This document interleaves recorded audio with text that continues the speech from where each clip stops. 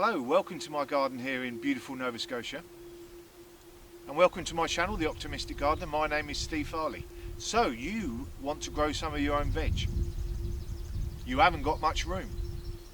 Well, welcome to my series of videos where I'm going to show you that you don't have to have acres and acres and acres to grow some nice, tasty, fresh veg that's going to give you a succession of great tasting food that you can add to your meals throughout the year. And you don't need those acres and acres of space. We're going to be using a 6 foot by 4 foot bed, and I'm going to show you can grow a range of different food. And because you've only got that small space, we're going to be exploring vertical ways to grow your veg. We're going to be using containers and all sorts of different solutions to help you in your small garden grow lots of lovely, beautiful tasting veg. So here today on this particular bed is only 6 foot by 4 foot, and I'm going to be growing a range of different vegetables here. In this bed itself I'm going to be growing peas, I've got some spinach in here at the moment, some lettuce, a few different types of leafy greens like Asian greens, etc. I'm going to be growing carrots, onions, tomatoes. Up on the verticals of this particular bean pole here, I'm going to be growing climbing beans. So there's lots of things we could be growing in just this small area. And if you haven't even got this much room, like to put in a 6 foot 4 bed, and you're in something like a balcony up in an apartment, then let's have a look what we can be doing there. So you city folk may not even have enough room to have a 6 by 4 bed. You might be on a balcony somewhere. So in this series of videos, I'm going to mark myself out a bit of a balcony and show you lots of different innovative solutions so that you can grow all those veg that I'm going to grow in that 6 by 4 bed. Whether it be creating these nice herb planters, veg planters like here, or creating a living wall, which I'll be showing you in another video. And I'm going to show you that you can grow just about every single type of veg you want to grow in containers.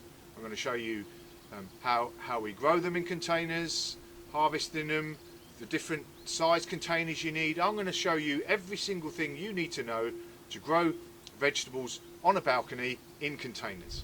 Now I'm going to be going into things in a lot more detail on the specific video on how to grow veg in containers. But a bit of an overview on the sizes of containers that you need, or the minimum sizes that you need to grow your veg. This is a 6-inch pot for this lettuce. There's quite a bit of lettuce in here.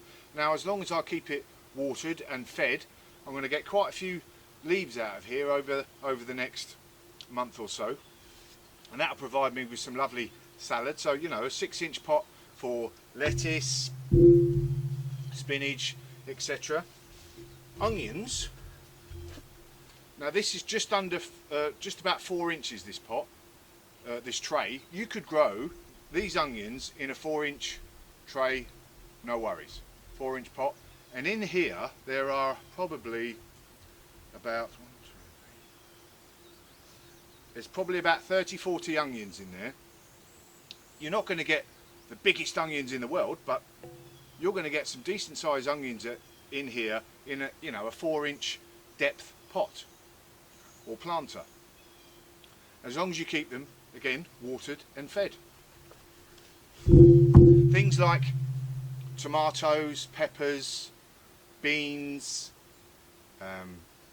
things like that, they need a bit more depth, so a minimum sort of 12-inch planter or pot.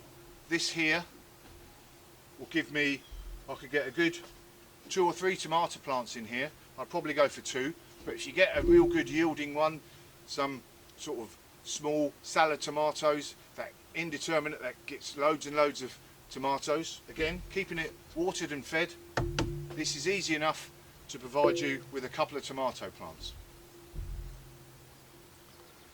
So I'm going to go, as I said, going to go into a bit more detail, a lot more detail, on all the different sort of pots and showing you the different pots that I'll be using to grow the vegetables in. But there's a bit of an overview on the different types of pots you can use. Kale, I think this is about an 8-inch pot. Kale, things like that will easily do well in here. So there we go, lots of different options. Now a slightly more grander solution to the small space growing vegetables is this big 10-foot by 3-foot raised bed that I've created out of pallets. Now this is 3 foot high. Now this is sort of to mitigate me getting old now and not having to bend over so far for my gardening work. But imagine this is a courtyard garden, and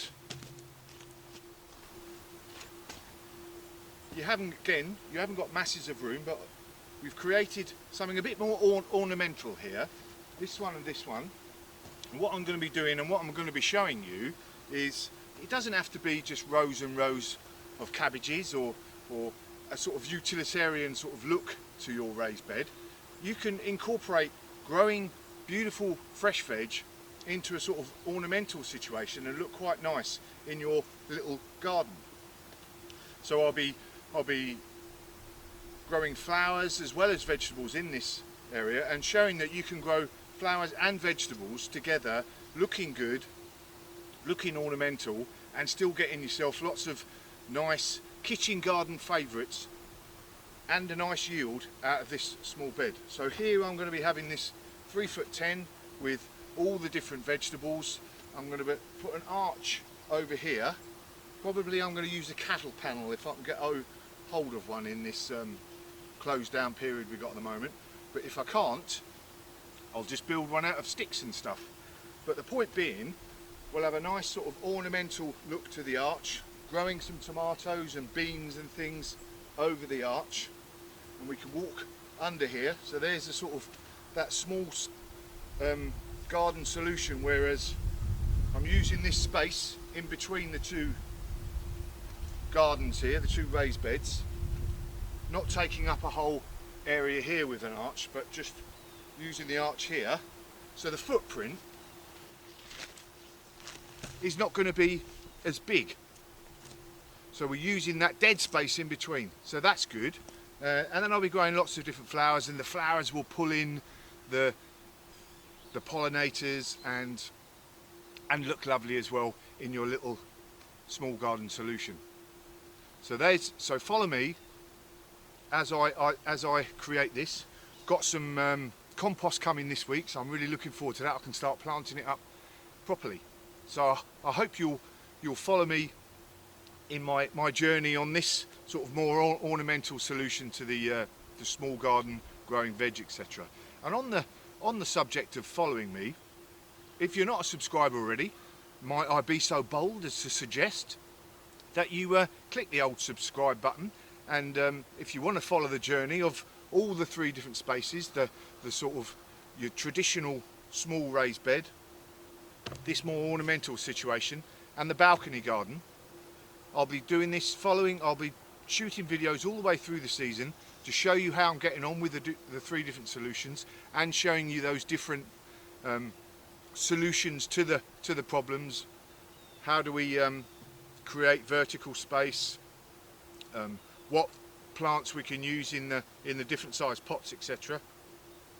And showing you how succession planting will allow us to sort of create a conveyor belt of different vegetables throughout the season, you know, from this early salads now into your warm weather plants like tomatoes and squash and beans, etc. And then into the autumn, still being able to grow and harvest plants with some broccoli and lettuce again, and your leafy greens again into the autumn time. So if you haven't already built your raised bed, there's a link up there to my playlist on how to build this type of bed out of pallets, and also my other, the ordinary sort of traditional raised bed. And there's a link for the 2 different ways to build those beds to get you started.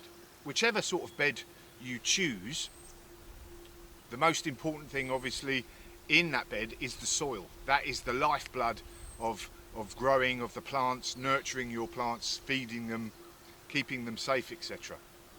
And I would suggest using a mix of a third compost, a third topsoil, and a third coarse sand. So not your sort of play sand that you have in your sand pits, your sort of builders coarse sand, a third of that, a third of each of those, and that will be the optimum mix to get most of your plants nice and healthy, good drainage, good nutrients from the compost, and a nice bit of body from the topsoil. And obviously the same with your containers, etc. Don't just use ordinary compost from bags. You want to use something with a bit more body, so to mix it up with a bit of sieved garden soil, etc. Mix that in, and that will give that extra body to your containers so that they don't dry out so quickly. So there we go. 3 different ways, 3 different solutions. Your traditional raised bed, this what's going to be a more ornamental raised bed, and all the different sort of pots, containers that I'm going to be using on the balcony.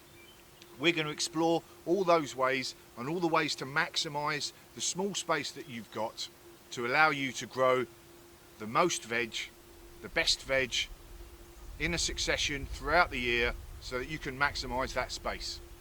I hope you'll join me over the next few weeks, few months, and we can show you, really get you excited about growing your own veg, not so worried about food security, knowing that you can just pop out onto the balcony, just outside your back garden, outside your back door, get yourself some beautiful, lovely tasting fresh herbs, or grab yourself a quick salad from the lettuce area, pull yourself some tomatoes, get some nice beans, and I've got some lovely recipes on the way as well. All those things. I hope you'll join me. Like I said, click subscribe and you'll get notifications of that journey and all the different videos throughout the season.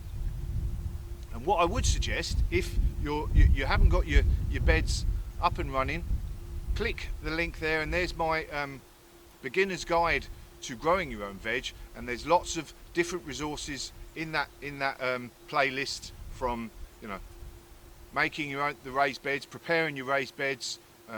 It's not too late to be sowing any seeds at the moment. This is well early in the season, and lots of things can catch up anyway, and we'll be direct planting in all of these things. So look out for those videos, click subscribe, I'll say it again, and you will soon become an expert in growing that beautiful kitchen garden in that little space that you want. And definitely, job will be a good one.